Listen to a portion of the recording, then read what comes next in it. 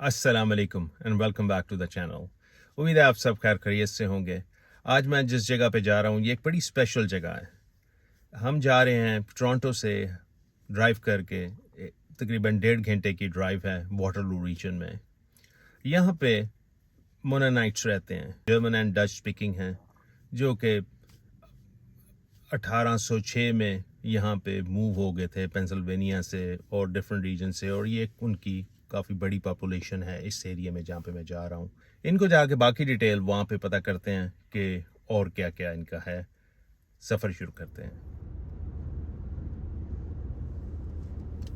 अब मैं जी हाईवे पे हूँ। अभी रास्ता तकरीबन कोई 35-40 मिनट्स का रास्ता रह गया और सामने खूबसूरत व्यू आप देख सकते हैं। ये सारी नियाग्रा एस्कार्पमेंट्स हैं। इस वक्त मैं वेस्ट की तरफ चल रहा हूँ टोरंटो से। वेस्ट में किचनर, वाटरलू रीजन आपने सुना होगा। मोनानाइट्स का लाइफस्टाइल ये है कि ये यहाँ पे अपने आप को इन्होंने बिल्कुल पुराने टाइम पे रखा हुआ है। ना इलेक्ट्रिसिटी यूज़ करते हैं, ना मोटर कार्स वगैरह, कोई नई टेक्नोलॉजी इस तरह की कोई चीज़ें नहीं यूज़ करते। वही इनका जो सफ़र करने का तरीका है, घोड़े और बगीज़ को यूज़ करते हैं। अपनी ही कम्युनिटी के अंदर इन्होंने स्कूल्स बनाए हुए हैं बच्चों के लिए और अपना रिलीजन भी वहीं पे फॉलो करते हैं।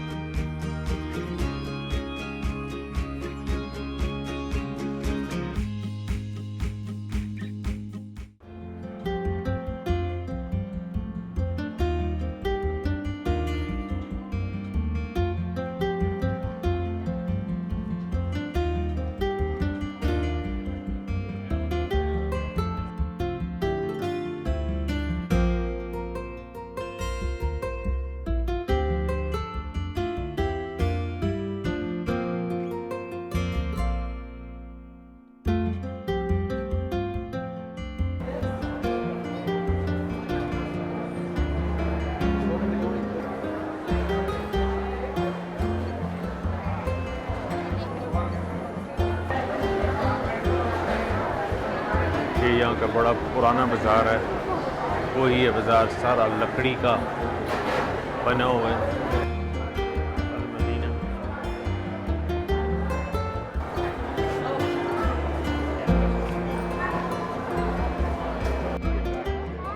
ये मार्केट जी सारी मेनोनाइट्स जो लोग हैं, ये इनकी मार्केट्स है, जो कि क्रिश्चियंस का एक सेक्ट है जिनका एक अपना बिलीव है, इनके अपने चर्चेस हैं और ये इस एरिया में रहते हैं। और जैसा मैंने आपको बताया कि ये बिल्कुल मॉडर्न लाइफ पे बिलीव नहीं करते। इन्होंने ना इलेक्ट्रिसिटी को अडॉप्ट किया है, ना इन्होंने मोटर कार, नई टेक्नोलॉजी किसी का यूज़ नहीं करते। वही अपने घोड़े और बग्गियों को यूज़ करते हैं ट्रांसपोर्टेशन के लिए। इनके अपने इंटरनल स्कूल हैं जहाँ पे ये अपने तरीके से बच्चों को एजुकेशन देते हैं। इनका एक्सपोजर दुनिया के साथ बहुत कम है।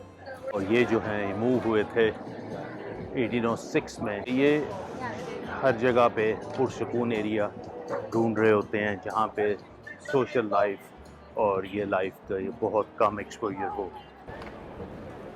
ये एक्चुअली ओरिजिनली स्विस जर्मन लोग हैं और जैसे मैंने आपको बताया ये पूरी दुनिया में फैले हुए हैं, जिसमें इधर इंडिया रीजन में भी हैं, सब कॉन्टिनेंट में भी, और ये यूरोप के, नॉर्थ अमेरिका में, कनाडा में इनकी पॉपुलेशन 1,50,000 के करीब ये लोग हैं जो कि मुख्तलिफ फैले हुए हैं। लेकिन जिस एरिया में मैं इस वक्त हूँ यहाँ पे इनकी सबसे ज़्यादा पॉपुलेशन है जो इस रीजन में है, सेंट जैकब विलेज और एलमेर में। फर्दर इनके एरिया में जाते हैं और देखते हैं कि ये without electricity, without motor cars, buggies कैसे यूज़ करते हैं, तो इसका एक्सप्लोर करने की कोशिश करते हैं।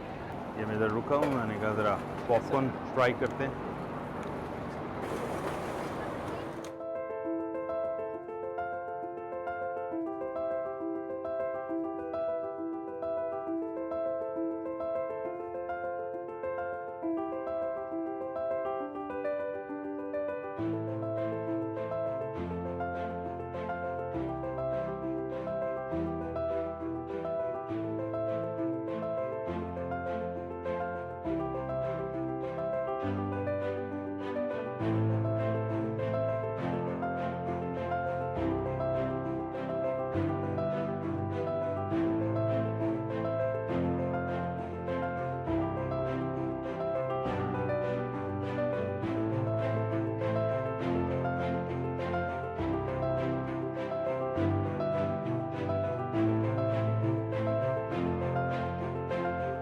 मैं सेंट जेकब्स फार्मर मार्केट से निकला हूँ और अब मैं जा रहा हूँ सेंट जेकब विलेज के अंदर और एलमेर विलेज के अंदर।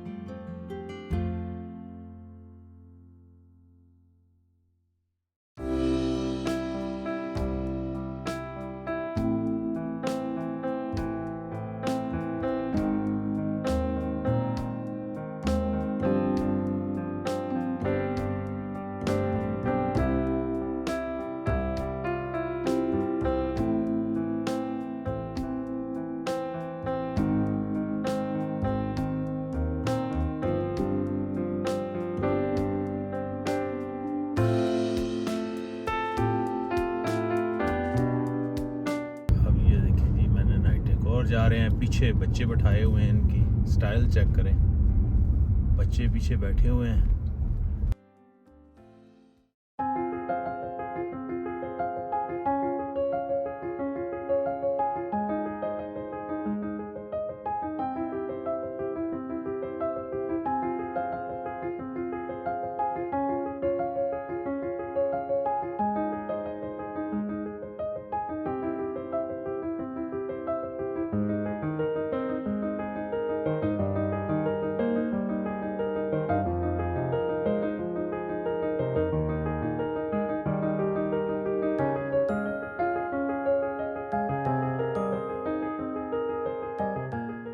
ये मेनोनाइट्स का एरिया है, इन्होंने अपने आप को इतना सिंपल रखा हुआ है, मैं तो देख के हैरान रह गया हूँ। अभी आपने देखा कि वो औरत जो है वो बग्गी के पीछे दो बच्चों को बिठाया हुआ है, आगे एक को बिठाया हुआ है और वो चला रही है। अपनी बिल्कुल गाड़ियाँ बनाई हुई हैं इन्होंने इसी तरीके से। बहुत सिंपल लाइफ गुजार रहे हैं। I love it. यहाँ पे मेनोनाइट्स आते हैं, जैसे मैंने बात करने की कोशिश की उस औरत से, वो मैं जब रुकता था तो वो क्या नाम है, गाड़ी रुकी थी तो वो रोक के देखती थी क्यों रुकी है। जब मैं करीब जाता था तो चलाना शुरू कर देती थी, जब मैं रुकता था फिर जब मैं वापस आता था फिर रुक जाती थी। तो तो मुझे अवॉइड कर रही थी और वो जब सिर्फ जाना चाहती थी ये कौन है और हमारे इलाके में क्या कर रहा है। तो ये था, अभी और भी चीज़ें देखता हूँ। ये जी एक छोटा सा फुट ब्रिज है, इसको मैं देखने आया था। ये वाहिद ब्रिज है जो कि बहुत ही पुराना कोई ब्रिज है, मुझे तो इसका पता भी नहीं है, I'll be very honest। लेकिन ये कनाडा का वाहिद ब्रिज है जो कि कायम है अभी तक और दायम है और चल रहा है, ये वुड ब्रिज।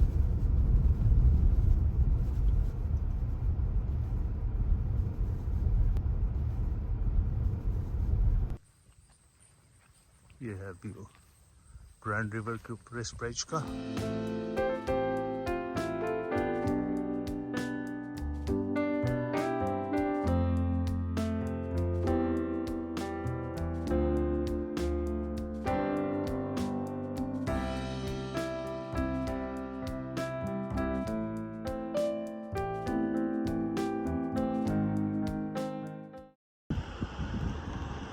ये ग्रैंड रिवर है, ये जो है कैंपिंग एरिया।